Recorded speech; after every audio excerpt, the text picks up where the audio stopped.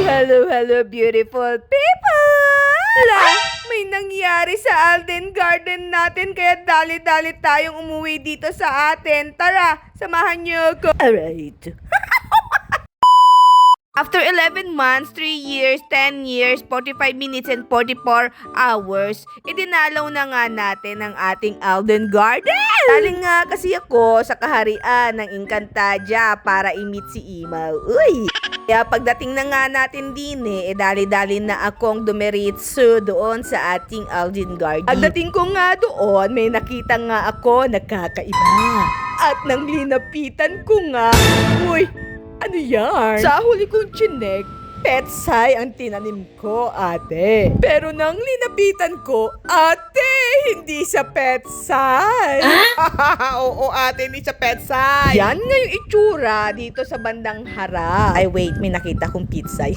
Yan lang yung petsay na nakita ko. Tapos ito, iba siya, ate. Hindi ko alam kung ano ito yung nasa harapan. At nakikita ko naman na yan naman talaga yung tinanim ko kasi naka-line siyang gano'n. Tapos doon sa bandang dulo, ito nga, para naman siyang papaya. Pero hindi ko alam na kung ano yung papaya ba yun o ano. Di ako ate, nalilito ako sa mga pinagtatatanim ko. Pero nung binili naman namin yung seed, sabi namin pizza.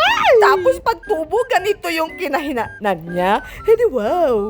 Emotional damage, pass up.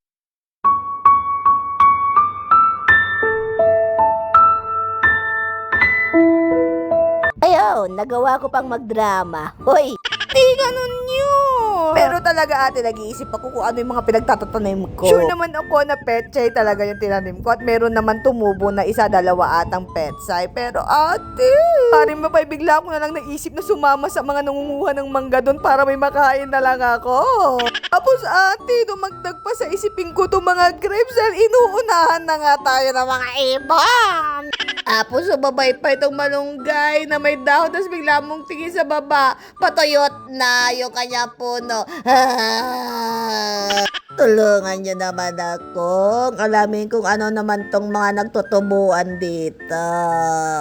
Comment down below. Siya, maiwan ko na kayo. Bye.